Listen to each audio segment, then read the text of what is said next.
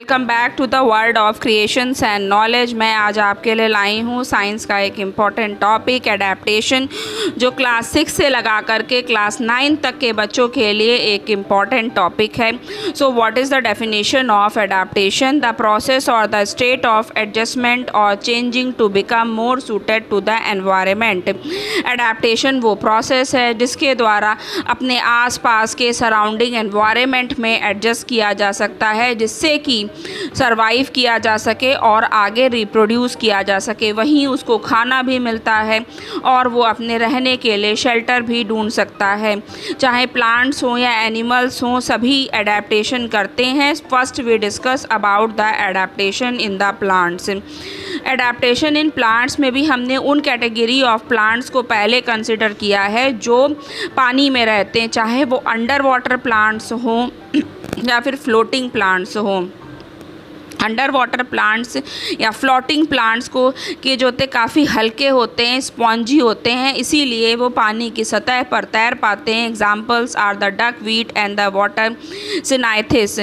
पानी में रहने वाले प्लांट्स को हाइड्रोफाइट्स कहते हैं और इनमें एयर स्पेसेस जो होते हैं उनके स्टॉक्स में, उनके तनों में उनकी बहुत अधिक जो होते हैं वो डेवलप्ड होते हैं। रूट सिस्टम उसमें या तो एब्सेंट होता है या फिर बहुत ही पुअरली डेवलप्ड होता है।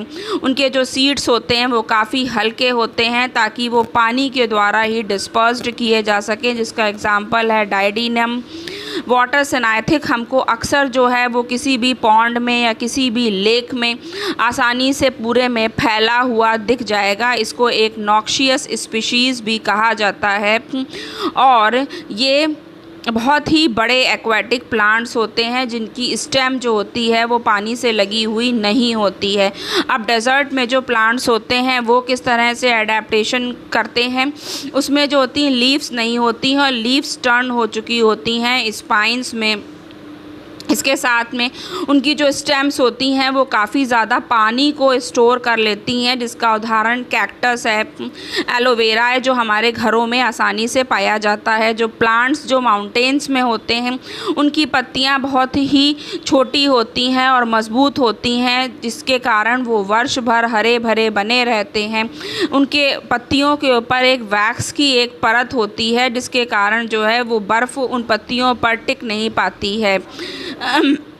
उनकी जो सीड्स होते हैं वो कोन के आकार के होते हैं और उन्हीं पत्तियों के अंदर होते हैं। उनकी लीव्स भी कुछ कुछ प्लांट्स की सुई नुमा होती हैं। इनके एग्जाम्पल्स हैं पाइन, दियोदार और फिर। अब जो दलदली इलाकों में जो पेड़ होते हैं, जिसका एग्जाम्पल है मैनग्रोव्स, उनमें ब्रीथिंग रूट्स होती हैं।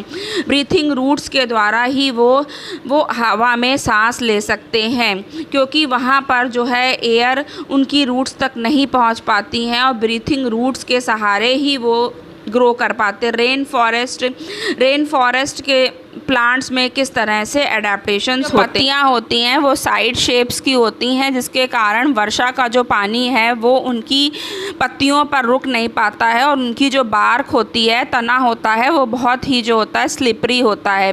पेड़ों में एडेप्टेशन खाने के लिए भी होता है। उनको जहाँ पर रोशनी मिलती है वहीं पर वो मुड़ जाते हैं, उनकी दिशा परिवर्तित हो जाती है। अब जानवरों में किस तरह से एडेप्टेशंस होते हैं, आपने अक्सर देखा होगा जिराफ की जो है वो गर्दन बहुत ही लंबी होती है ताकि जो है वो ऊंचे पेड़ की पत्तियों को खा सके, और जेब्रा के जो शरीर पर जो है वो लंबी लंबी सी खड़ी खड़ी सी रेखाएं होती हैं। इसको कम फॉलिएज कहते हैं। कम फॉलिएज वो स्ट्रक्चर है जिसके कारण वो आसपास के वातावरण में घुल मिल जाते हैं। जिस हैबिटेंट में वो रहते हैं, हैबिटेंट वो जगह हैं जहाँ पर प्लांट्स या एनिमल्स रहते हैं, वहीं सर्वाइव करते हैं और वहीं पर खाना खाते हैं।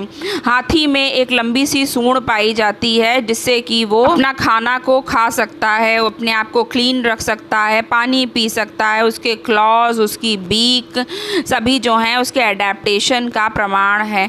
इसी तरीके से चाहे जानवर डेजर्ट में हो, टुंड्रा में हो, ग्रासलैंड्स में हो, फॉरेस्ट में हो, सभी में एडेप्टेशन होता है। अगर हम पोलर बियर की बात करें तो वह भी एडेप्टेशन के टूटता नहीं है। उसके जो दांत हैं वो बहुत ही ज़्यादा नुकीले हैं, जिससे कि वो अपने शिकार को पकड़ सकता है। और उसके कान बहुत ही छोटे छोटे हैं ताकि उसकी गर्मी उसकी बॉडी में बनी रहे। उसकी पूरी बॉडी पर एक फर का आवरण है जो इतनी अधिक बर्फीले प्रदेश में भी उसकी रक्षा करता है। जानवरों के बॉडी के अलग अलग पार्ट्स जो हैं वो अडॉप्टेड हो जाते हैं अपने सराउंडिंग्स में। जैसे सांप में विष जो है वो उसकी रक्षा के लिए प्रयोग होता है शिकारी से, सपेरों से। ऐसे ही कोई भी कीड़ा मुड़ जाता है, क्विल हो जाता है। कोई कोई बॉडी पार्ट जैसे कि जानवरों में, चिड़ियों में उनकी बीक्स मुड़ जाती हैं, उनके कलर पैटर्न्स चेंज हो जाते हैं। चाहे वो शेर हो, चाहे कि वो हाथी हो, सभी में एडेप्टेशंस जो हैं उसके लक्षण दिखाई देते हैं। Thanks for watching this video. Please subscribe to my YouTube channel world of creation.